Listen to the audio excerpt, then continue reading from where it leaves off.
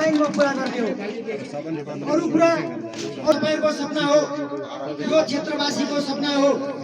त्यो सपनामा बागमती प्रदेशमा हुँदा टुप्चेको साथ सोले, सातो बाटे, काउले भाल्से, सालमे हुँदै बुङदाङ, देउराली भरि लामी डाँडा हुँदै सामरी भन्ज्याङबाट दाङसिङबाट तारुका घाट पट्टी पुलसम्म बाटो बनाउने, चक्रपथ बनाउने गल्छी त्रिशुली सडक खण्ड छ। त्यो खण्डमा यो बिजुरको सडक जोडेर यसलाई एउटा चक्रपथ बनाउने मेरो परियोजना छ।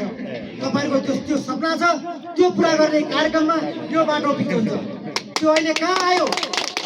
त्यो मेरो कार्यकालमा त्यो बाटो सालमे आएको छ। सालमे आएर रोकिएको छ। सालमेबाट बर्चेतको खण्डमा ट्र्याक पनि ओपन भएको छैन।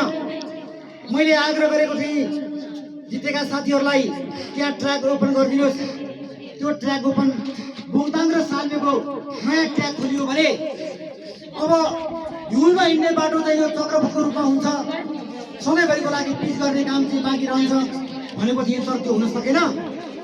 त्यो सालमे र बर्चेतको नयाँ ट्र्याकले पनि मलाई पर्खिबसेको छ। यहाँको मतदाताहरूले मलाई भोट हाल्नुपर्ने छ, तारा चिन्हमा भोट हाल्नुपर्ने छ।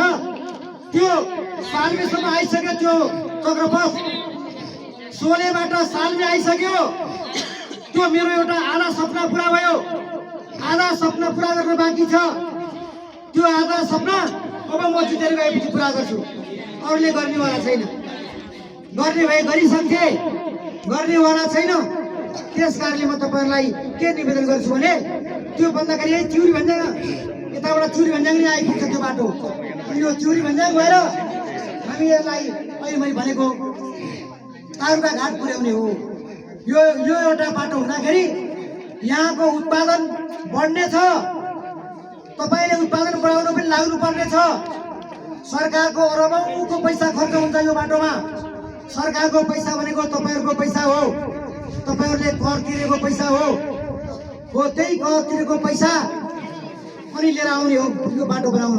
यो बाटो कालो पत्रे बनाइरहँदाखेरि तपाईँहरूले यहाँको गोलबेडा खेतीको टनेल बढाउनु पर्छ। अहिले 10वटा टनेल बनाउनु भएको छ भने यो बाटो बनाएपछि तपाईँहरूले 20वटा बनाउनुपर्छ। 20वटा बनाउनुपर्छ। तपाईँहरूले अहिले 5वटा भैँसी पाल्नु भएको छ भने त्यतिखेर 10वटा भैँसी पाल्नुपर्छ। तपाईँहरूले अहिले 10 मुरी धान भित्राउनुहुन्छ भने त्यति बेला 20 मुरी धान भित्राउनुपर्छ। यहाँको विकास गर्नुपर्छ। यहाँको जडीबुटी खेती गर्नुपर्छ। यहाँको होटल व्यवसाय बढाउनुपर्छ। यो यावत विकासका कामहरू तपाईँहरूले गर्नुपर्छ। पैसा आम्दानी हुने काम तपाईँहरूले गर्नुपर्छ। त्यहाँबाट ट्याक्स तिरेर यो बाटो बनाउनको निमित्त राज्यले सहयोग गरिरहन सक्छ। त्यस कारणले म तपाईँलाई के भन्न चाहन्छु भने यो हरेक क्षेत्रको विकासको लागि बाटो मुख्य कुरा हो। बाटो नभइकन तपाईँहरूले आफ्नो उत्पादन पनि बेच्न सक्नुहुन्न। उत्पादन बढाउनको निमित्त मेसिनरी औजारहरू ल्याउन पनि सक्नुहुन्न।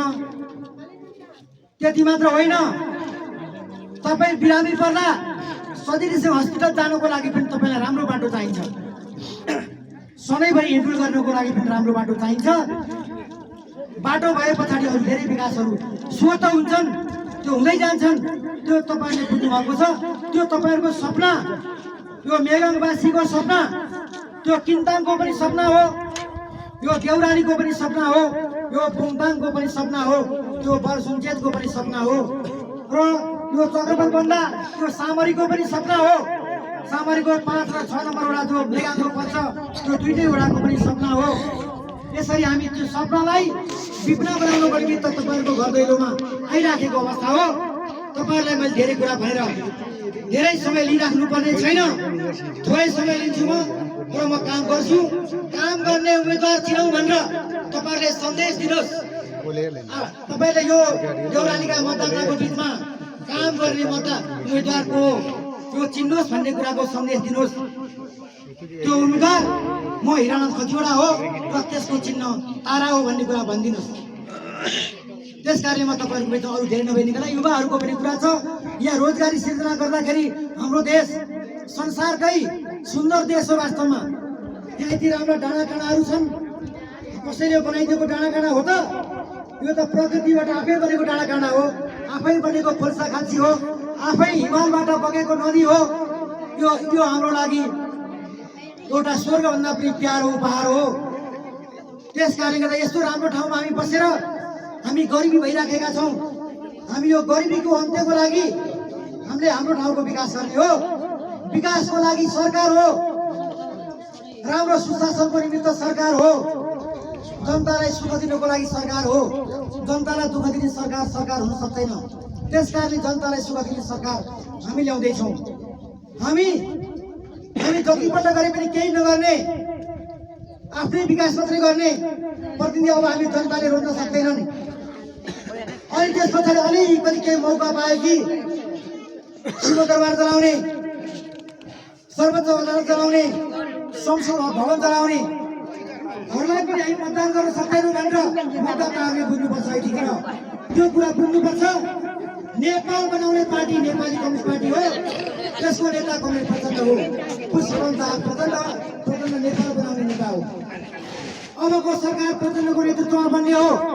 प्रचण्डको नेतृत्वमा सरकार बनिरहँदा तपाईँहरूको यो क्षेत्रको जनप्रतिनिधि म हिरानाथ खतिवडा बनेर गइरहँदा तपाईँको सपनाहरू पुरा हुनेछन्। त्यो सपना विपुल हुनेछ। त्यसमा निसन्देह तपाईँ लाग्नुहुनेछ। त्यसको निमित्त तपाईँहरूलाई म मतदान गर्नुको निमित्त पुनः अपिल गर्दै आफ्नो भनाइ अन्त्य गर्छु। हस्त धन्यवाद।